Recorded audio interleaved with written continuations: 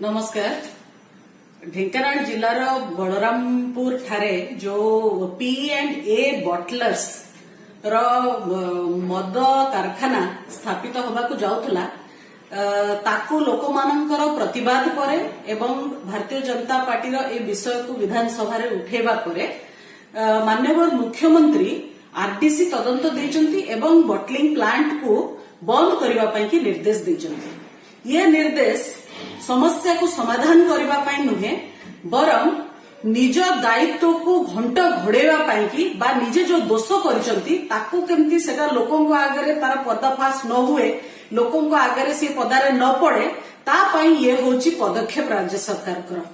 मु आपण मानन को देखेबाकू चाहूची ये होची राज्य सरकार कर वेबसाइट ताका निज वेबसाइट रो जोटा मु डाउनलोड करिची 2016 मसीहा जुलाई मासरे राज्य सरकार ए P&A बटलर्स को स्टेट लेवल जो रही सिंगल विंडो क्लियरेंस अथॉरिटी से पास करथिले। आउ ये state level single window clearance authority रो चेयरमैन किए ना होचंती खोद चीफ सेक्रेटरी जे मुख्य शासन सचिव। आउ ए अथॉरिटी रे राज्य सरकार 16टी बड़ बड़ विभागर सचिव बा मुख्य उपस्थित था।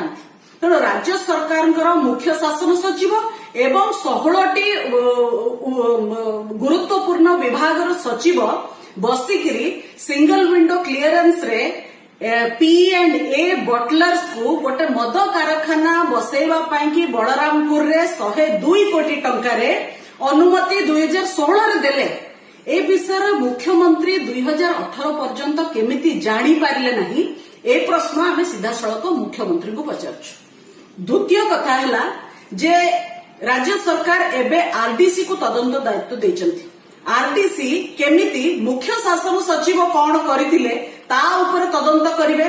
जदि आपण रैंक देखिबे रैंक रे मुख्य शासन सचिव आरडीसी को यथेष्ट ऊपर रहिचंती। मुख्य शासन सचिव एवं 16 जन सचिव बसिकिरी जो निष्पत्ति नौचंती ता ऊपर आरडीसी केमती तदंत करिवे ये होची बड़ कथा। आ सबुठो गुरुत्वपूर्ण कथा जोटा आम मनरे ओडिया जातिर मनरे आघात पहुंचेची जे रात आपण मद कारखाना करेबे बोली ओएफडीसी जोटा ओडिशा फॉरेस्ट डेवलपमेंट कॉर्पोरेशन को रात गछ काटिवार दायित्व देथिले। प्रथमे तो सी होची जंगल जमी जो जंगल जमी रे गछ थिला ताकू आपण भी सेमती राति अधिया किसम बदलै किरी रेवेन्यू डिपार्टमेंट रो लैंड बोली कले ताले सेटा को आपण बिकी देई परिबे घरोई कंपनी हाथ रे। आउ राति अधिया फॉरेस्ट डिपार्टमेंट को लगेई किरी चेन सो आनी किरी आपण 1000 रु ऊर्ध्व मूल्यवान गछ कटेले।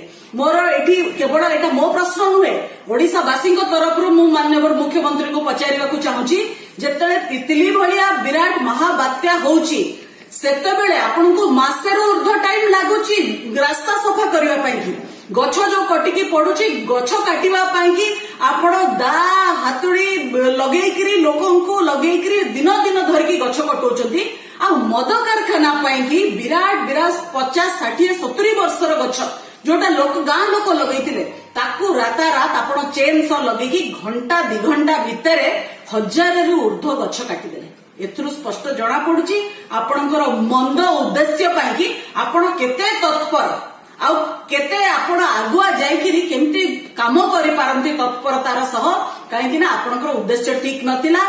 ये 102 कोटी टंकार बटलिंग प्लांट सेथरे केते पीसी को विभाग नैचंती केते पीसी तृतीय महला रे पहुंचीची जोथि पाई तितिली बात्या समय रे आपण रास्ता सफा करबा पाई की दा लगेइकरी सफा करूचंती किंतु बटलिंग प्लांट बसेबा पाई की आपण चेन सो नियुक्ति करिचंती जो थरे 1000 गछ सेकेंड रे मिनिट रे काटिकी आपण धराशायी कर देले।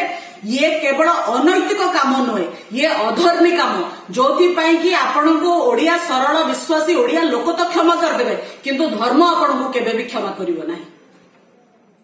धन्यवाद।